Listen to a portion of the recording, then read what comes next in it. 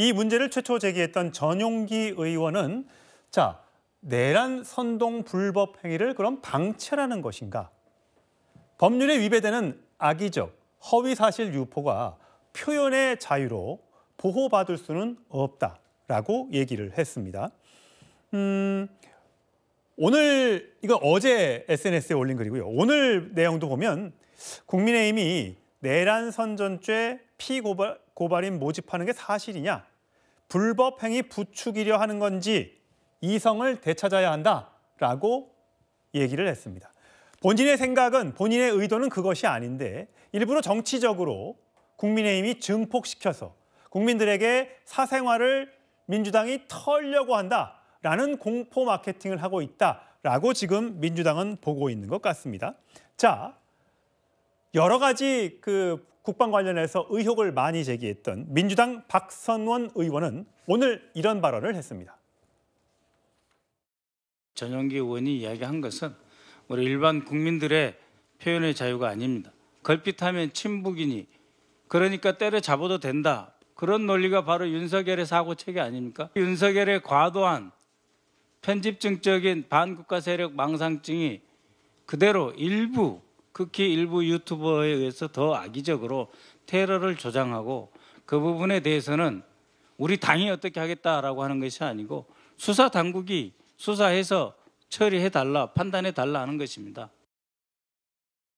예, 최선 평론가. 네. 사실 일부 극우에 계신 유튜버들이나 극좌에 있는 유튜버들이나 이건 공이 해당되는 얘기 같아요. 네. 어떤 분들은 선거 조작, 이런 얘기들을 하면서 말도 안 되는 얘기를 하기도 하고요. 또 반대쪽에 있는 분들은 뭐 근거 없는 무속 이런 얘기들을 네. 막 하면서 또 대통령에 대한 얘기를 하고요. 네. 사실 둘 다 견제를 받아야 되는 건 맞는데 내란 선동만 딱 꼬집어서 검열을 한다니까 이래서 논란이 되고 있는 거예요. 그렇죠. 그러니까 우리가 아무리 선의를 가진 행위를 하더라도 과정과 절차가 그게 무도하고 불법이면 안 되는 것 아닙니까? 아무리 목적이 선이면 뭐 합니까?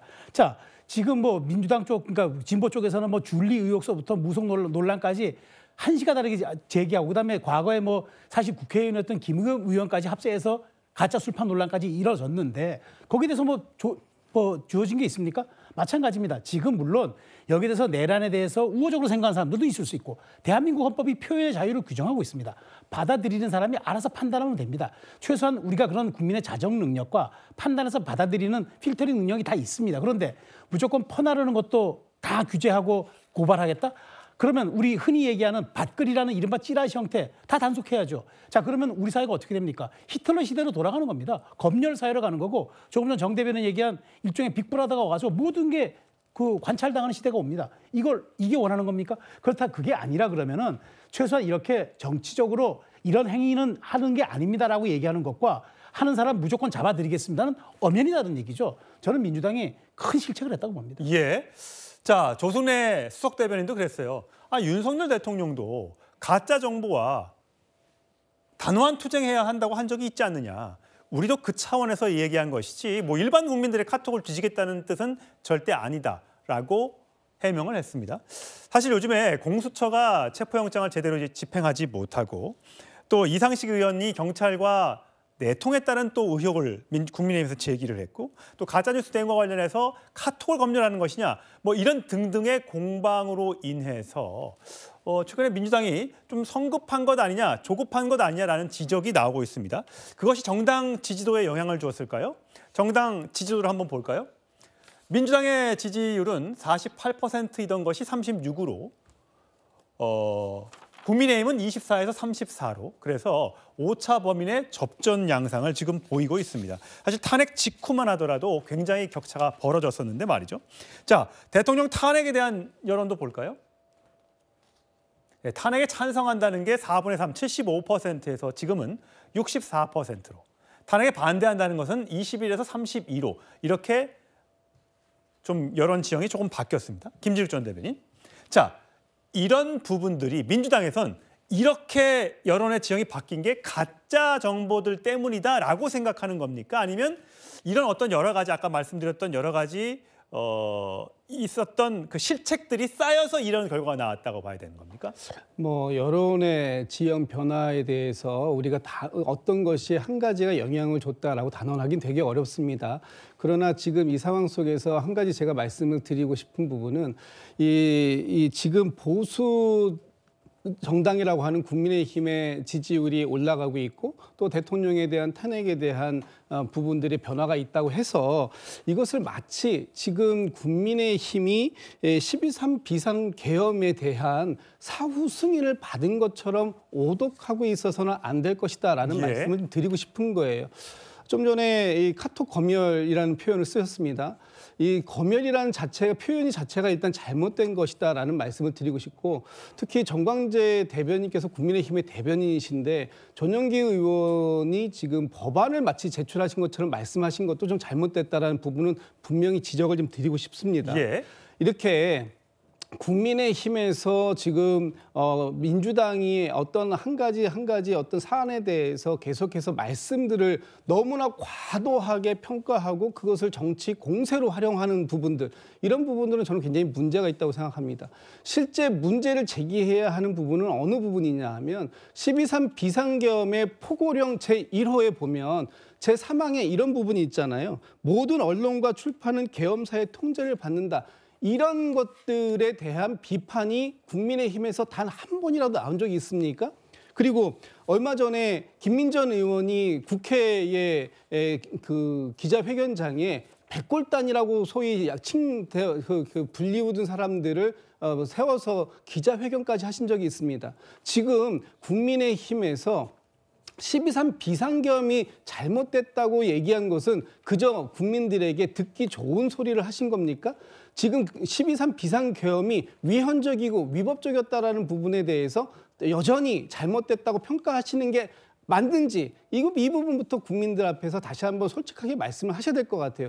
지금 나오고 있는 국민의힘에서 나오는 목소리들은 하나같이 이 12.3 비상계엄이 마치 잘된 일인데 국민들이 처음에 반대했으니 어쩔 수 없이 잘못했다라는 말씀을 하시는 것처럼 느껴집니다. 그런 표현들이 아니라면 지금 계속해서 정치적인 선동에 가까운 그런 말씀들을 하시는 것들, 특히 윤석열 대통령이 무슨 죄가 있냐, 왜 윤석열 대통령을 탄핵하려고 하느냐 하는 부분에 대해서 내가 가서 몸으로라도 맞겠다. 적법한 영장 집행에 대해서 몸으로 맞겠다고 하는 이런 부분들까지 모든 것들이 바람직한 방향이 아니다라는 걸 저는 분명히 말씀드리려고 드리는 바입니다. 그리고 표현의 자유는 이렇게 그 개개인이 가지고 있는 모든 표현이 자유롭게 보장되는 것이 아니고요. 그것이 진짜 진실되고 또 거짓이 없어야 되는 것이고 또 하나는 사회에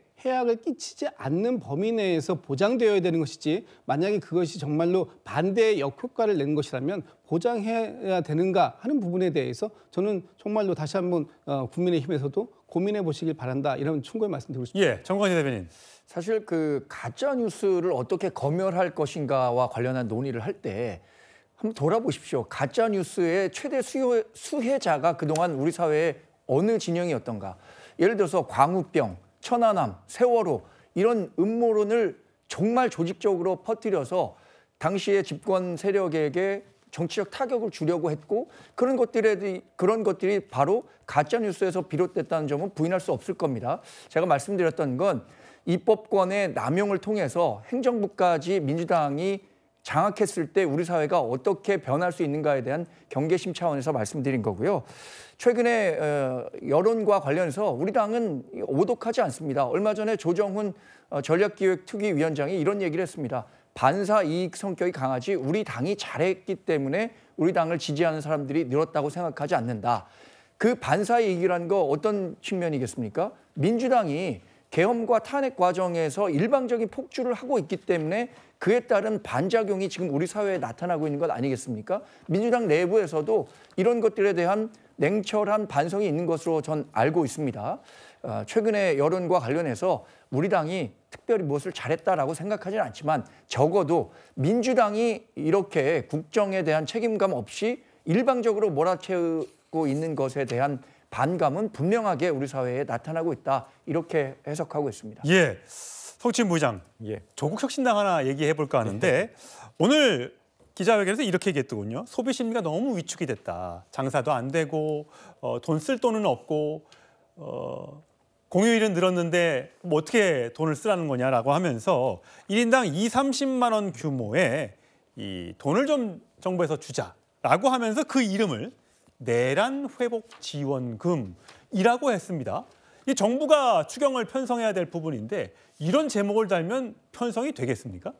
저도 실현 가능성은 매우 낮아 보이는데요. 근데 전 조국 혁신당 이런 제안에 대해서 일단 소비 심리가 너무 위축되고 심각한 상황입니다. 이거에 대해서는 여야가 좀 머리를 맞대고 방법을 모색을 해야죠. 그런 차원에서는 긍정적이다. 조국 혁신당의 방법론에 대해서는 저희가 봤을 때는 글쎄요, 당과 협의를 해본다고 하니까 어떻게 진행될지 모르겠는데 당이 뭐 민주당이 지금까지 뭔가 이런 지원, 기본 지원금, 재난지원금 이런 거에 좀 긍정적이었다 하더라도 말씀하신 것처럼 지금의 대한민국 상황에서 이 추경을 통해서 이런 것들을 할 수 있는가, 실현 가능성으로 봤을 때 저는 우리 당이 적극적으로 나설 것 같지는 않거든요. 게다가 지금 최상목 대행의 대행이기 때문에 그쵸. 사실 이런 중차대한 결정을 하기가 쉽지 않잖아요. 그렇죠. 근데 그렇지만 저 말씀드린 것처럼 이거를 왜 제안했는가? 지금 소비 심리 너무 심각하게 위축돼 있으니까 여야가 이거에 대해서 좀 심각하게 논의를 해보는 그 장으로서 좀 긍정적으로 풀어가지 이거 말도 안 되는 주장하지 말라라는 쪽보다는 좀 긍정적으로 풀어갈 수 있는 정치가 작용했으면 좋겠다는 말씀드리겠습니다. 정광재 대변인 어쨌든 경제 전문가이기도 하니까 어떠세요? 만약에 지금 이 경제 상황에서 만약에 최대행이